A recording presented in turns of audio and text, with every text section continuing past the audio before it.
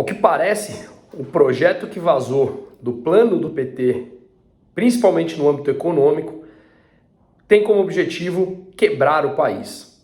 Vamos tentar entender um pouquinho mais.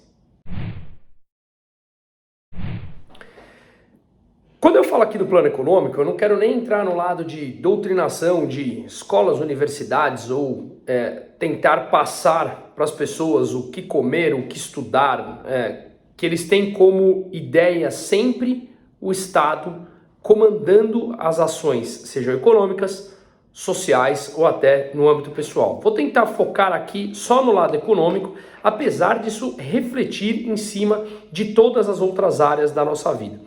Fiz algumas anotações aqui dos principais pontos, não sei se todo mundo teve acesso a esse documento que vazou, mas de qualquer maneira, quem quiser, por favor, deixa nos comentários aqui e que eu passo ele, eu tenho inteiro em PDF, mas enfim, hoje está super fácil, em todos os lugares está acessível, e são vários pontos em que eles abordam toda a ideia de programa econômico. Eu queria deixar claro aqui, antes de passar por alguns dos principais, eu selecionei 4, para ter ideia, tem mais de 60 pontos, mas eu selecionei 4 que dá para abranger grande parte deles, tá? Nesses pontos, o que eu quero deixar claro, antes de tudo, é que eu não tenho político de estimação.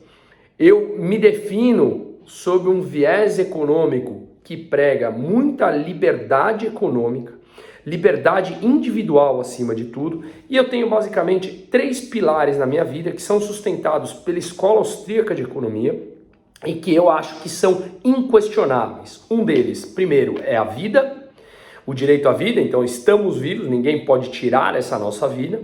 A propriedade privada, que não tem economia sustentável ou país desenvolvido que não respeite amplamente a propriedade privada.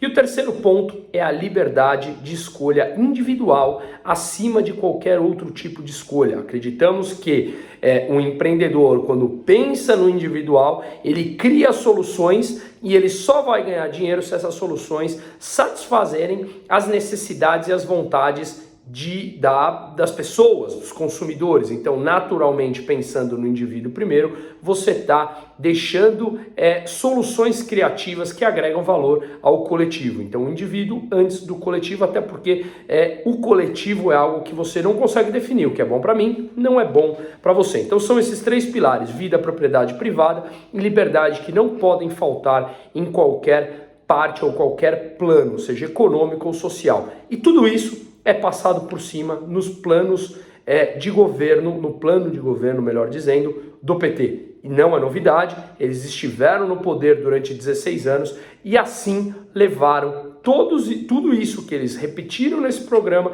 eles fizeram e foi o que pautou o programa, o governo nos últimos anos deles, e obviamente não deu certo e foi tudo uma sequência de fatos que levaram a uma crise catastrófica de 2014 a 2016, que não foi só desses anos, foi plantada ao longo dos últimos anos. Bom, dito isso, quais são os principais pontos que eu acho importante para a gente mencionar, que eu separei aqui? Número 1. Eles pretendem revogar o teto de gastos. O teto de gastos foi implantado no governo Temer. Ele parece uma coisa chata de economia, tem anotado aqui, até por isso que eu estou olhando ali para o fundo para não deixar passar nenhum ponto que é importante, tá? Mas ele é o que dá sustentabilidade para que o país não gaste mais do que ele arrecada.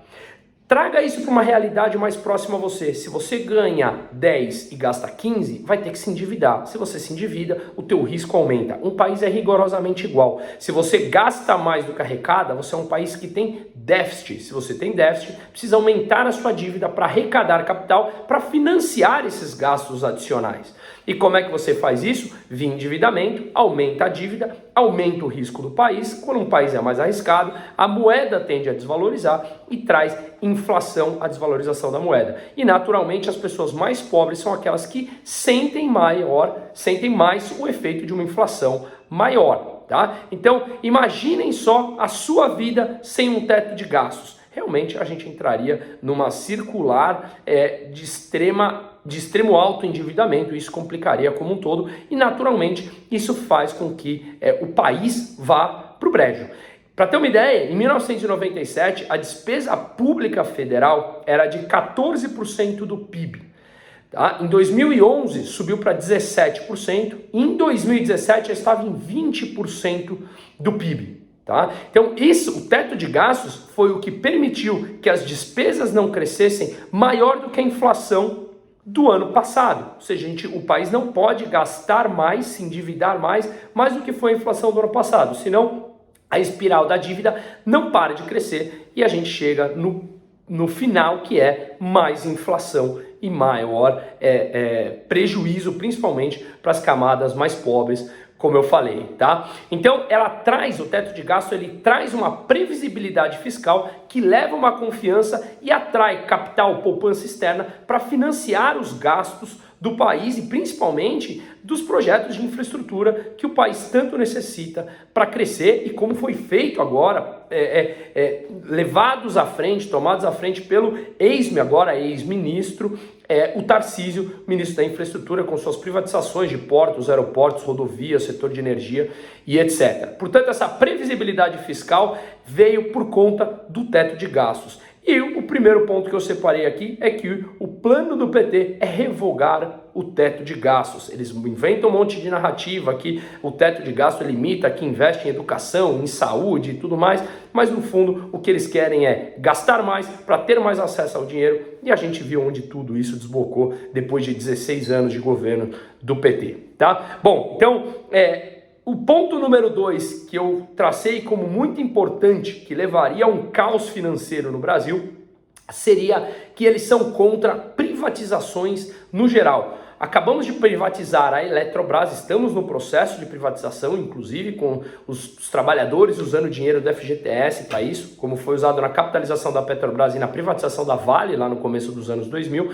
E por natureza, as estatais elas são ineficientes e são cabides de emprego. O que a gente viu nos governos do PT foram as estatais com corpo técnico praticamente zero e muito mais cargo político indicado. Então o que a gente precisa é privatizar todas as empresas de todos os setores, mas não adianta privatizar e colocar na mão de uma só empresa, um monopólio privado. Isso não faz sentido. A gente tem que abrir o mercado, permitir a concorrência, ter o Estado menos intervencionista, não gerando subsídios, não gerando privilégios para uma classe em detrimento da outra, e sim uma verdadeira concorrência, onde as empresas nacionais têm que concorrer em pé de igualdade com os estrangeiros. Quem for melhor é aquele que vai oferecer mais qualidade a um preço mais competitivo para os consumidores, ou seja, nós, quem se beneficia é a população. Portanto, esse ponto número 2 de ser contra a privatização já mostrou que é um estrago que o PT defende. Lembremos uma frase que ficou muito forte do Lula,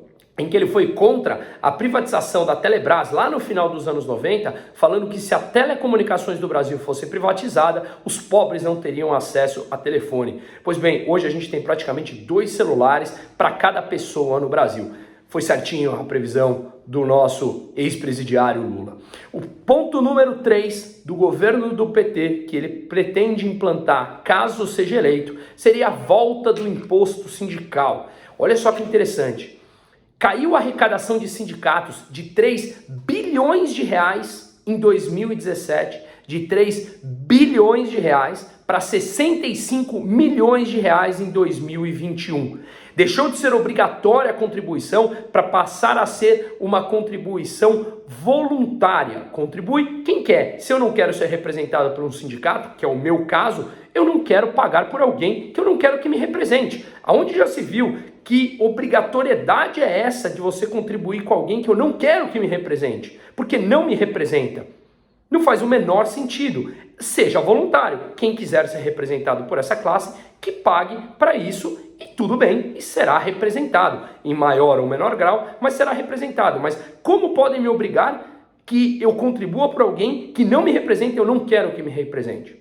Então foi graças à reforma trabalhista também implantada no governo Temer que fez com que, além de você flexibilizar o mercado de trabalho, você tirasse a contribuição dos sindicatos de uma maneira obrigatória e passasse a ser voluntária. É claro que com 3 bilhões de reais que os sindicatos arrecadavam no ano de 2010, no ano de até 2017, como eu falei, fica muito fácil entender porque nós somos o país que mais criou sindicatos no mundo. uma vez que você criava o sindicato e passava a ter uma contribuição obrigatória. Portanto, não faz o menor sentido. Em linha com esse ponto, essa reforma trabalhista que eu falei que foi implantada também no governo Temer foi a reforma que flexibilizou o mercado de trabalho. Pega um mercado de trabalho como os Estados Unidos, por exemplo, que não tem nem injustiça do trabalho, estou sendo aqui dando um nome de brincadeira com a justiça do trabalho brasileira, que faz com que o mercado seja extremamente rígido, caro demais para contratar e caro demais para demitir. Com isso, o que a gente faz? Gera menos vaga de trabalho. A reforma trabalhista que o Temer implantou trouxe justamente a flexibilidade no ato da contratação e da demissão, que faz com que mais vagas sejam criadas, justamente pela facilidade de contratar e mandar embora. Isso traz dinamismo para o mercado, como é, por exemplo, o mercado americano. Muito mais dinâmico e abre muito mais vagas e é muito mais fácil contratar ou despedir um trabalhador quando ele não mais é interessante para a empresa naquele momento. E isso, obviamente, joga o desemprego para baixo. Mas, mais uma vez, eles partem com discursos e narrativas de que faltaria proteção ao trabalhador, que o capitalista malvadão não pensa no trabalhador, quando, na verdade, tudo que uma ideia liberal pensa para a economia é para conseguir dar os melhores serviços, seja saúde, educação, transporte, para toda uma camada de população, inclusive e principalmente a mais pobre, só que como será financiado é aí que mora a diferença. Eles acreditam que isso é dado pelo Estado, já está provado que não. Imagina que a gente chegou em 2022 com praticamente 50% da população brasileira sem acesso a esgoto e água tratada. A gente ainda acredita que essa é a solução, ou seja, que o Estado prover ainda é a solução, já está mais do que provado. Até quando? Quantos mais 100 anos a gente vai ficar acreditando nessa história? Então, mais um ponto, vamos repassar o que a gente falou. Eles querem revogar o teto de gastos, como eu falei, são contra privatizações, querem a volta do imposto sindical obrigatório, querem revogar a reforma trabalhista e, para finalizar, eles querem, obviamente, aumentar os gastos públicos.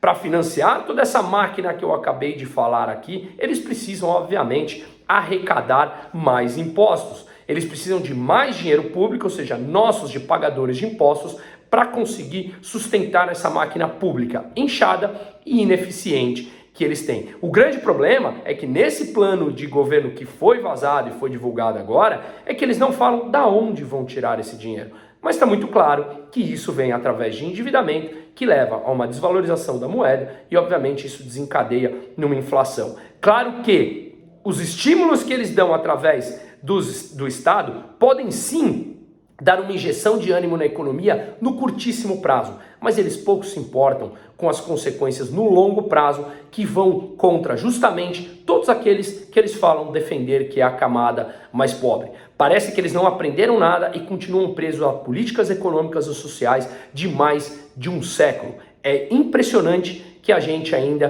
tenha que escutar ou falar sobre políticas que já foram refutadas, tanto no lado teórico, como principalmente no lado prático. De novo, não estou aqui para defender político A ou B, mas combater qualquer tipo de populismo ou narrativa mentirosa.